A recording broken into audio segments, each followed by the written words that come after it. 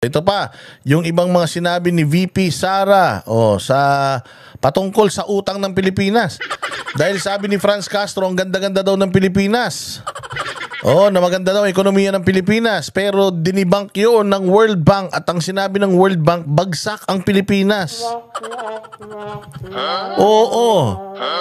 Bagsak talaga. Anong ha? Bagsak talaga. Yung World Bank na nagsabi. Ito nga, di ba sinabi nga ni Eden, si Eden ba yun? Yung ng 25. Sabi ni Eden, kahit anong pangit, pag si Claire Castro ang tinanong mo, puta maganda sa kanya. Yung itim, maputi na. Ganun daw si Claire Castro. Parang may saltik nga daw. Na kahit na ganito na nangyari sa Pilipinas, halimbawa, nakita mo, nagpapatayan dyan sa harapan niya, sasabihin niya, wala yan, baka baka nagpa-prank lang yan.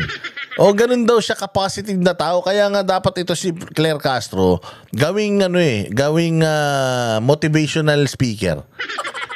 Kasi walang negative sa kanya. Lahat ng nangyayari sa bayang Pilipinas ngayon positive. Alam mo, palagay ko pag tinanong mo si Claire Castro kung first world country na tayo, baka sasabihin niya mas maganda pa tayo sa first world country. Ganong klase. Kaya nga minsan naiisip ko din, ang hirap din ng trabaho ni Franz Castro kasi kailangan niya talaga magsinungaling na magsinungaling. Pero effective ba siya na spokesperson? Oo. Sobrang effective kasi every time that she opens her mouth, talagang puros maiinis talaga ang Pilipino. At kung nandiyan siya para ilisin ng mga Pilipino, nagtagumpay sila. Dahil banas na banas sa mga Pilipino sa kanya. So ito masasabi ni Inday Sara tungkol sa utang ng Pilipinas. Makinig. Kano na po ang utang ng Pilipinas?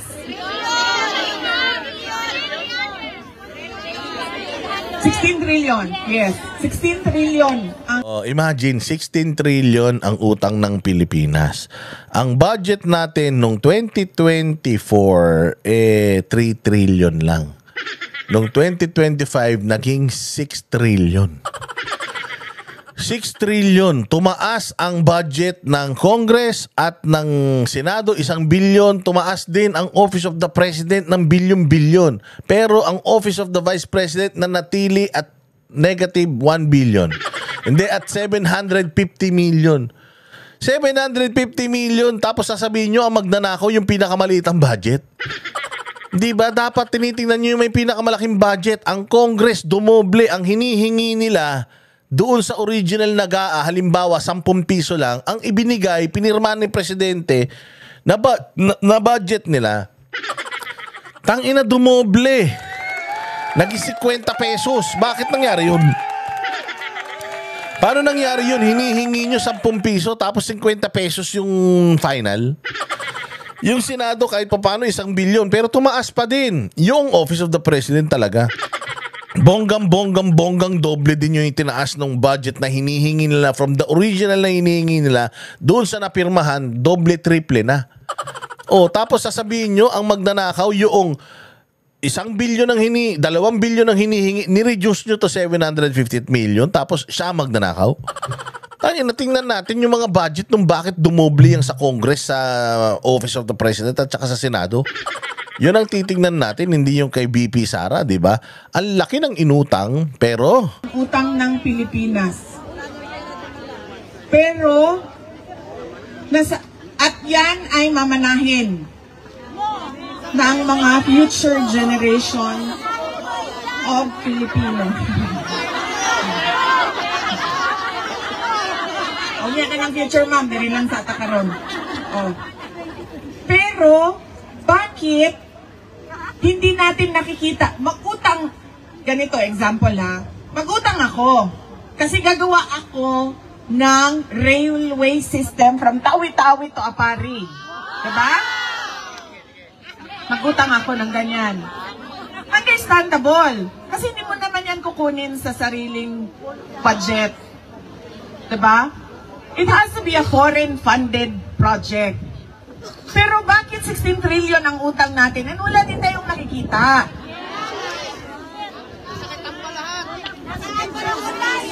Yan ang sagutin ninyo. Saan napupunta yung inutang natin since 2023, 2024, 2025? Saan napunta yung inutang natin? Bakit nangungutang na nga tayo, wala namang nakikitang resulta? Nangungutang tayo pero ayun katulad yan, Maharlika Investment Fund. Asan na yan? Kinukuha pa natin yung PhilHealth, yung pera ng mga mga beneficiaryo at mga contributors ng PhilHealth. Ginagalaw natin pati SSS, GSIS. Tapos yung mga military uniformed personnel tinanggalan pa natin ng pinag-contribute pa natin sa pensyon. I mean, putang ina, magugulat ka talaga. You should really question it. Lalong-lalo na kayong mga self-righteous dyan sa Congress at kayong mga spokesperson, nasaan yung perang inuutang natin? Bakit for the past 3 years, wala namang pandemya? Noong pandemya, ang binibigay nating ayuda, ano lang, yung SAP, Social Amelioration Program, at saka yung 4Ps. Yung 4Ps kasi batas talaga yon. Yung tupad. Yun lang. Pero putsang ina, ngayon kung kailan naman walang pandemya, putsang dami-dami nilang pinagbibigay na ayuda. Humihingi si Cayetano ng 10,000 ayuda sa bawat Pilipino. Naging pang-asar na nga sa kanya yan eh. Pero humihingi siya, ang sabi ng DBM, walang pera para dyan, Vinito, yung hinihingi ni Cayetano. O tapos, nagbigay sila ng ayuda. Kala ko ba walang pera? Bakit nagbibigay kayo ng ayuda ng sobra-sobra? May AKAP, MAIP, may mga kung ano-ano pa, meron pang... Diyos ko, napakaraming mga ayuda ang pinamimigay. Mas importante ang trabaho, importante food security, security of tenure, mas importante na palawakin natin yung ating kasanayan sa agrikultura. Yun sana talaga yung focus. Pero hindi, makikita mo. 3 years after, pumangit na ng pumangit, wala pang bago. Diba? So, nasan na yun? Yun ang hinahanap ni Inday Sara na ako, kung hanapan nyo ako ng budget, ganun-ganun na lang, pina-impeach nyo pa ako, pero hindi nyo nakikita yung blankong GAA. Hindi blanko yung GAA. Yung blankong BICAM report na pinirmahan ng presidente, na nung pagpirma ng presidente sa sobrang irregular noong budget na yun, kahit si Remulla nagalit. Si John Vic Remulla, sabi niya, ba't nawala yung project natin na ganito? Personal mong inuohan sa akin yun. Ba't nawala? Anong sabi niya? Sige, balik na lang natin. Ganyang kapulpul. Si Bongbong. Ang boses ng masa, hindi natatakot. Katotohanan lang, di kami nalulunod. Walang bahid ng sismis, lahat ay totoo. Kahit sino ka pa, pag mali ka, babanatan ka.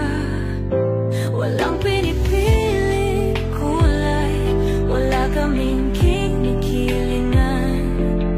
Basta para sa bayan, kami lalaban. Pagdama palakpakan, pag mali